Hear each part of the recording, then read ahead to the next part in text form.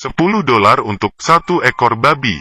Dan gadis ini dijual oleh ayahnya hanya $4 ke orang lain. Karena dia tidak sebaik itu. Yennefer terlahir jelek, tubuh yang cacat, bahkan tidak bisa melakukan tugas-tugas yang dasar. Ibunya tidak bisa membantah suaminya, hanya bisa melihat putrinya dibawa pergi oleh orang asing.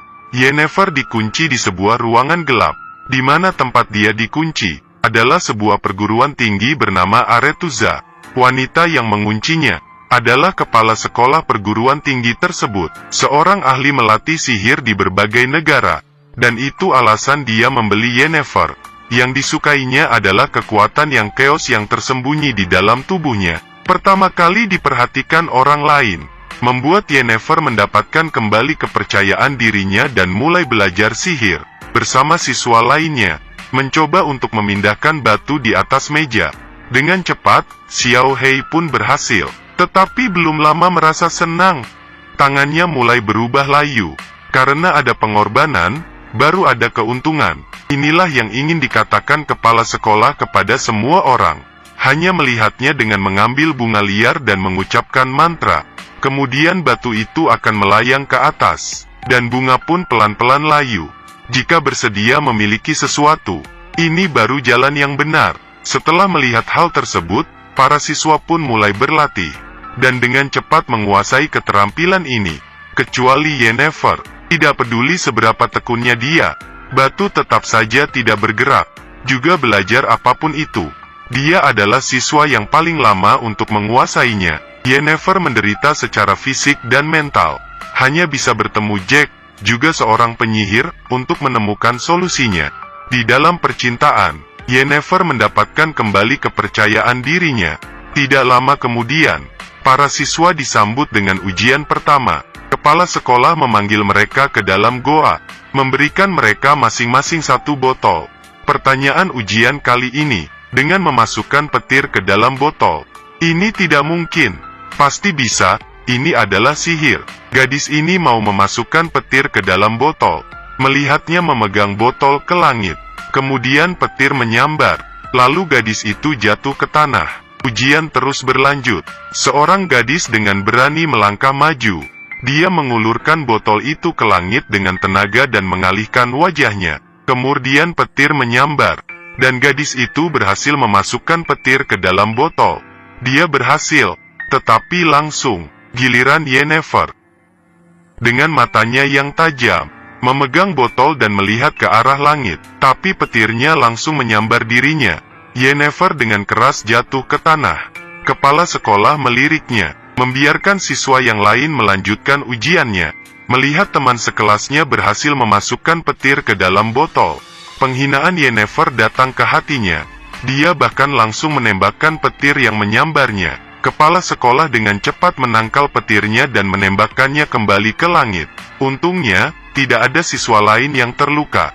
Ujian pun sangat cepat berakhir, tetapi hanya 2 siswa yang lulus ujian.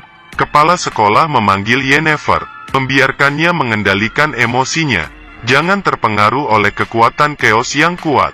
Jelas, dia tidak menyerah pada Yennefer. Yennefer juga memenuhi harapan. Dengan bantuan Jack, berhasil memanggil Dewa Matahari kuno. Dan alasan mengapa dia meningkat begitu cepat, adalah karena membangkitkan 1/4 darah dewa. Inilah mengapa dia memiliki kekuatan chaos yang kuat. Upacara kelulusan akan datang. Setiap penyihir akan ditugaskan ke masing-masing negara. Untuk efektivitas sang raja, Yennefer ditugaskan ke sebuah negara bernama Aedin. Dia sangat senang, karena ini kampung halamannya. Tapi sehari sebelum upacara kelulusannya, Yennefer diberitahu oleh seseorang. Dia ditugaskan ke Nilfgaardian, sebuah negara miskin dengan pemimpin yang tidak bersalah. Yennefer dengan marah menemukan kepala sekolah, mengetahui bahwa Xiao Hei meninggalkan hubungan itu secara pribadi. Ditambah lagi, Aedin terhadap para penyisir memiliki prasangka buruk. Maka unit dia dan Xiao Hei ditukar, dan mengungkapkan identitasnya adalah Jack, dihianati oleh kekasih dan tertipu oleh takdir. Tetapi Yennefer tidak mau menyerah. Dia menemukan ahli kecantian berkelas di Aretuza, menggunakan kekuatan diri sendiri, mengubah dirinya menjadi cantik. dan itu menjadi pusat perhatian orang-orang. Terlalu cantik. Dia langsung menemui Raja Aedin, mengajak dia untuk berdansa. Sang raja tertegun, langsung melepaskan Xiao Hei, menginginkan Yennefer menjadi penyihir Aedin. Kali ini, dirinya akhirnya berhasil. Setelah beberapa tahun kemudian, Yennefer menerima tugas mengantarkan ratu dan putri kembali ke rumah kelahirannya. Tetapi di tengah jalan, mereka diblokir oleh para pembunuh mata lawan yang tajam, membawa seekor laba-laba. Melihat ini, Yennefer segera membuka pintu dan berhasil menyeberang ke padang gurun. Tapi siapa yang akan membunuh ratu? Apakah itu raja? Belum menyelesaikan situasinya, pria berjubah hitam pun muncul lagi dari belakang. Yennefer menerapkan kembali teknik sebelumnya, membawa ratu ke sebuah desa, dan segera dapat disimpulkan bahwa mereka sedang diikuti, tetapi belum menemukan sumber jejaknya. Pria berjubah hitam pun datang lagi. Laba-laba itu terbang menuju ke arah ratu. Yennefer segera merapal mantra untuk berhenti, dan membuka pintu lagi, dan menyeberang lagi bersama dengan ratu. Tetapi setelah dilempar ke bawah, sang ratu kelelahan. Yennefer pun kelelahan. Tetapi yang lebih menakutkan adalah, dia datang lagi. Namun kali ini Yennefer memilih menyerah. Dia memindahkan dirinya ke sebuah lapangan, membiarkan ratu ditangani. Tapi yang tidak dipikirkan adalah, ratu ingin melindungi dirinya sendiri, bahkan dengan sukarela menyumbangkan anaknya sendiri. Tapi saat dia mengira dia bisa melarikan diri, pria berjubah hitam itu membunuhnya dengan anak panah, pemotong gulma dan akarnya. Tepat ketika laba-laba akan menyelesaikan anaknya, tiba-tiba kepala laba-laba jatuh ke tanah. Adalah Yennefer, dengan menggunakan seluruh sihir yang ada di tubuhnya untuk melawan pria berjubah hitam, sambil membuka pintu dan berlari bersama anak itu. Dan di saat ini, Yennefer diteleportasi ke pantai.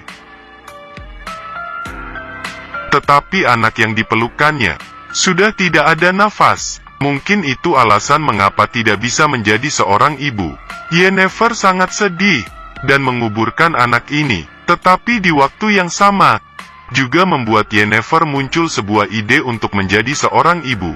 Tapi karena wajah yang cantik ini, Yennefer telah lama kehilangan kesuburannya. Untuk keinginan di hati, apa yang akan dia lakukan? Cerita di atas berasal dari drama Amerika, The Witcher. Bagi teman yang tertarik, bisa ditonton sendiri ya. Terima kasih sudah menonton videonya.